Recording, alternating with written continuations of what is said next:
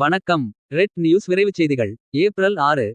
பேராவூரணி அரசு போக்குவரத்து கழக பணிமனையில் தொழிலாளர்களுக்கு குளிரூட்டப்பட்ட ஓய்வறை திறப்பு மற்றும் மகளிர் விடியல் பயணம் நகர பேருந்து இயக்கம்.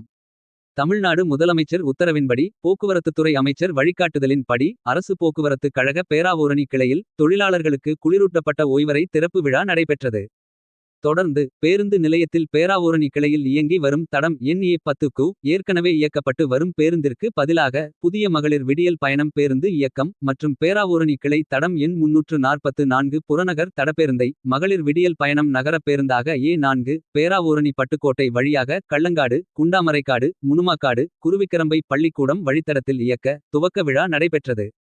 தஞ்சாவூர் பாராளுமன்ற உறுப்பினர் ச முரசொலி பேராவூரணி சட்ட மன்ற உறுப்பினர் என் அசோக்குமார் ஆகியோர் நிகழ்ச்சிகளுக்கு தலைமை வகித்தனர்.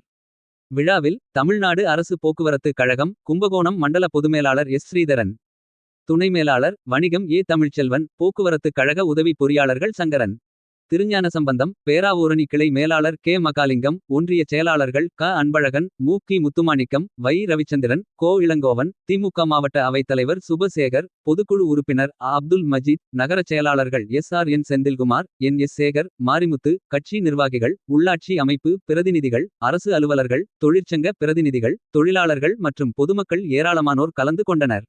ரெட் நியூஸ் செய்திகளுக்காக பேராவூரணி தா நீலகண்டன்.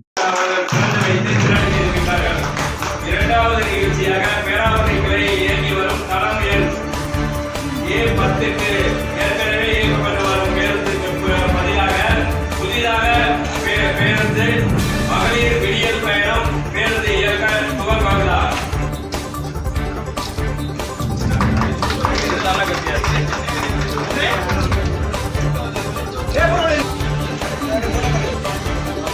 அதெல்லாம் தெரியாதுங்க.